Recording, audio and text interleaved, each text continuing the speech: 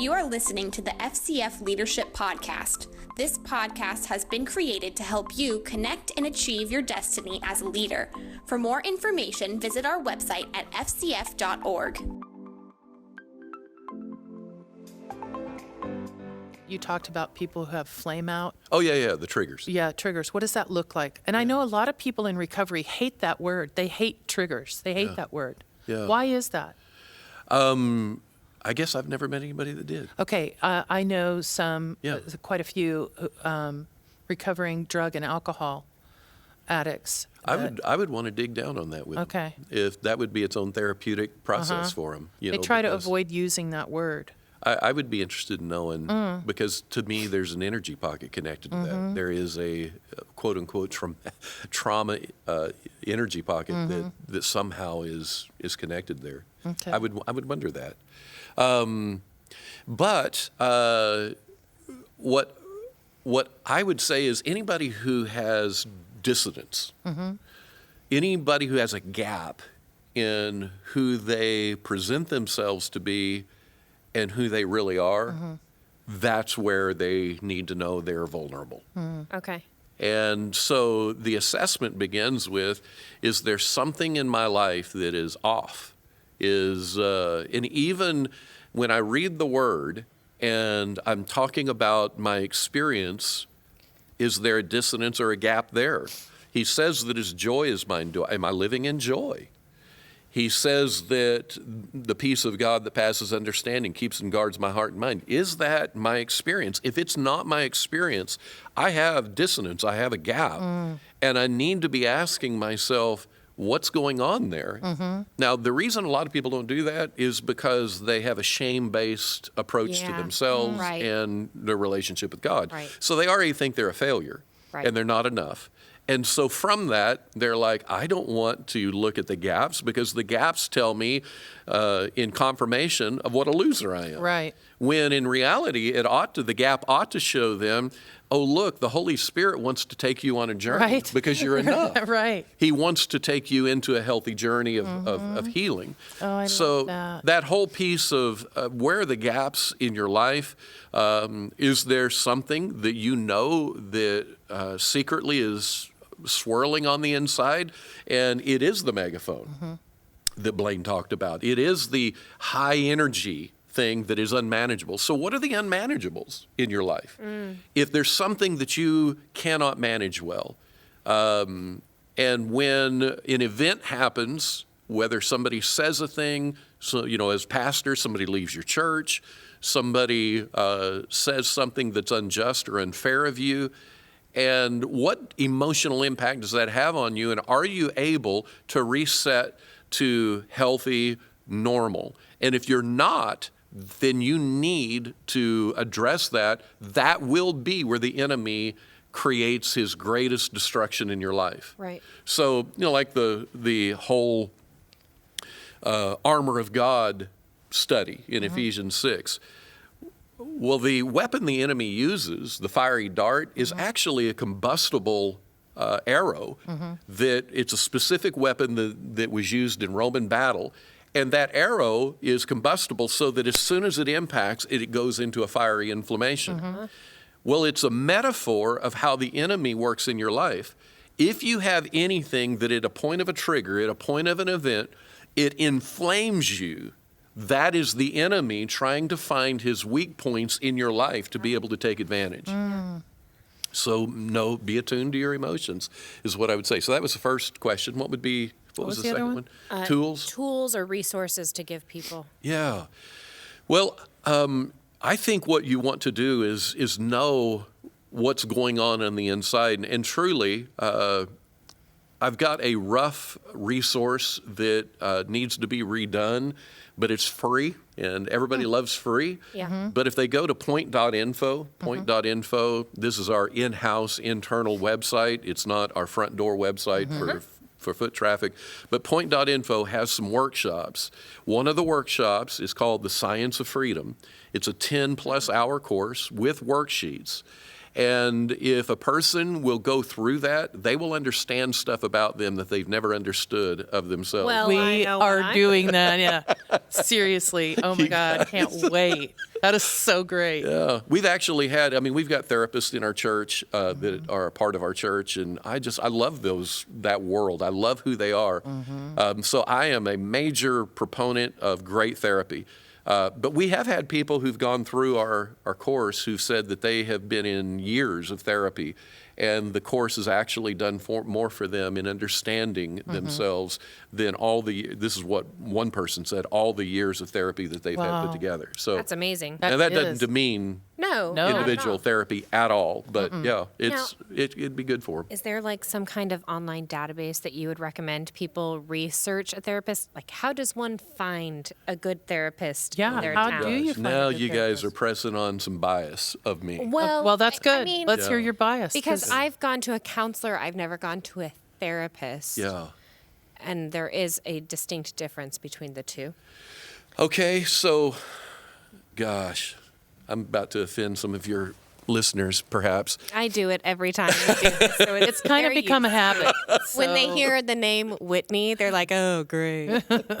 My first bias is that because a pastor is a pastor does not equip them with all the resources to help somebody work through all of the Right. things they need to work Yes. through.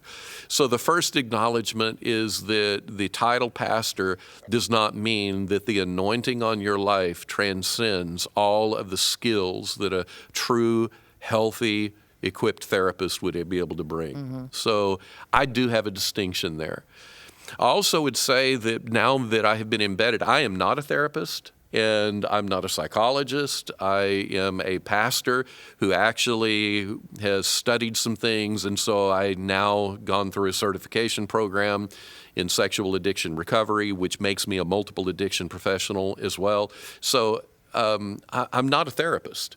The reason that I say that is I meet a lot of colleagues in the therapy world who will tell me that they have expertise in certain areas, but when I question them about their background and the certifications that they have, and even specifically ask some questions, I discover that they cannot have an expertise in what they say they have.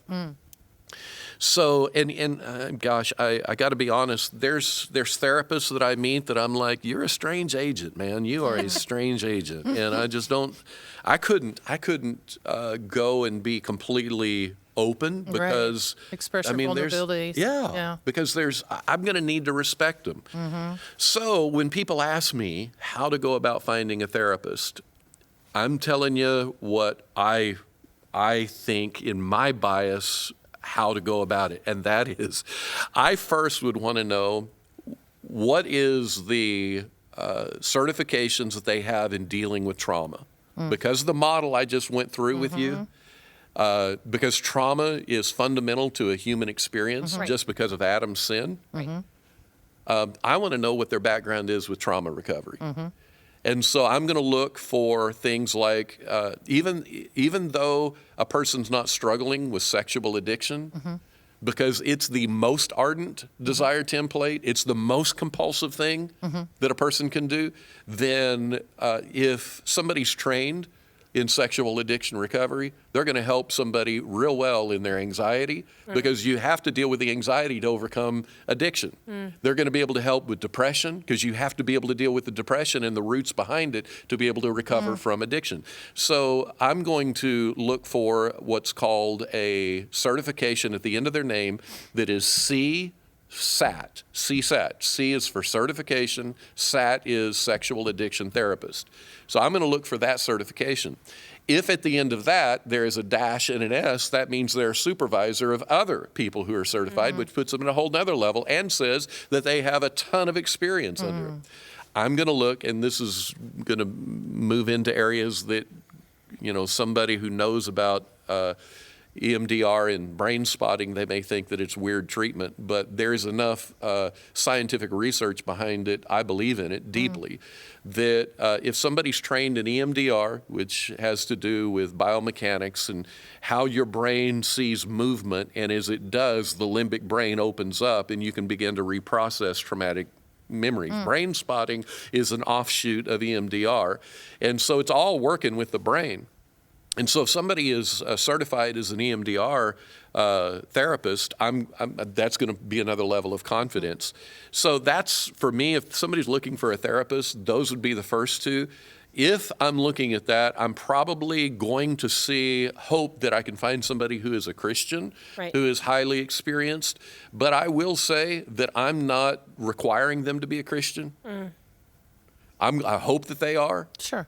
And I'm going to be more concerned about how good they are at what they do. When I go to a medical doctor, I'm not looking at their theology. Right. And so when I go to somebody who's a therapist, I'm not looking at their theology. I want to know, how skilled are you at the issues of trauma recovery? I'll get the spiritual component of that and even the biblical exercises to take me where I want to be. I can do that. So that's how I would go about telling people to get, involved. And I believe, with all my heart, this is kind of very strong language. Every pastor ought to have a therapist. That's great. It is. I think so. That's so great. One week, one day. So this is one day in the life of Pastor Patrick. One day, I'm down at the plaza in Kansas City, and I have several family members who are fighting and with me. And if one of them leaves, they're all leaving. And they're upset about things that are unfair and have nothing to do with me. It has to do with their line of trauma that goes for years. And it's a massively dysfunctional thing. That's all happening to me, and they're all about to leave.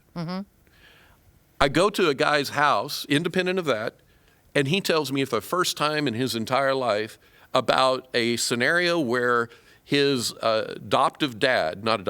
stepdad, who his mom marries, they're living in a home, and the dad is abusing stepdad, this guy's sister, and he's only, young age, and the dad has taken a gun out and shot a bullet over his head, and the bullet hits the wall at a point, and one day the birth dad comes driving up while the stepdad has the sister in the bedroom abusing her, and this guy's telling me the story. First time he's ever told it, and he's telling me the story, and the stepdad hears the birth dad drive up, so he runs out to try to keep him from coming in the house.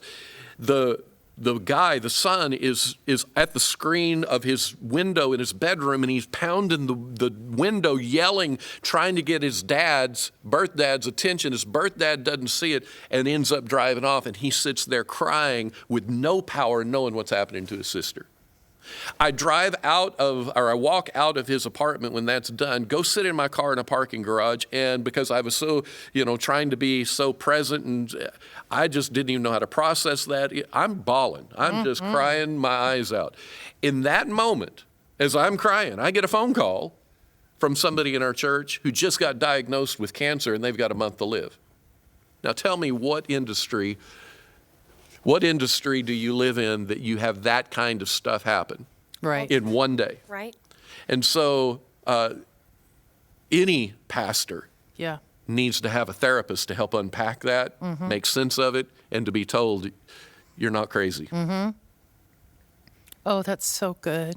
I mean, I thought I needed therapy, but I don't have the weight of a church on my shoulders, I can only imagine. And that's one of the reasons why we have the continuous education. And that's one of the things that I tell our pastors and leaders all the time is the reason we have the continuous education isn't to add one more thing to your plate, but to help lift you back up because they're constantly giving and giving and giving. Something we giving. implemented 3 years ago. If you're going to renew your credentialing with us, you have to complete whatever continuous education we have Wow. put in place. And it's never anything taxing or burdensome. It can be time consuming, but not excessively. Yeah. And we take that into account, and you have a whole year to do it. And so in our minds, we're just practicing what we preach. We're just saying we have to set ourselves in a place of continuous improvement. And what job in the world doesn't have some kind of continuing education in place for them to maintain certification or whatever it is they need to do to serve the people that they serve, to do the job they do. True. How much more for us as ministers? Yes. If we don't put into place, I am determined. And a lot of leaders, they have their routines, they have their systems, and they think, but I've done this for 30 years. This is good. Yeah, it's good. But can we just try to go a little step up? Can we just a half step up? Can we just step outside of our box for a minute and look? So we lost people. We lost people. They said, we don't want to be a part of that organization anymore. And one guy was like really offended. He was like, and he has a successful ministry, and he's like, do you understand what I do? I live in a continuous improvement. Now you want to put this on and tell me what I have to do to make, like, no, this is important. Yeah. So, we believe strongly in that. And this just brings an even deeper need. Yes, a greater, but a healthier component to it that helps us look at other ways that we can improve. It's just something I say all the time. I just want to be better. Yep. Come on. I mean, how can you be a leader and say you don't want to be better? Right. Yeah. That's oxymoronic. You cannot. Yes. Yeah. Because you can't lead others if you're not leading yourself. No. Yeah. Yep. So this has been wonderful. I love it. I love you guys. Thank you for letting me spend time with you. You have been listening to the FCF Leadership Podcast, where our focus is to help you achieve your destiny as a leader. Thank you for joining us today. For more information, visit our website at fcf.org.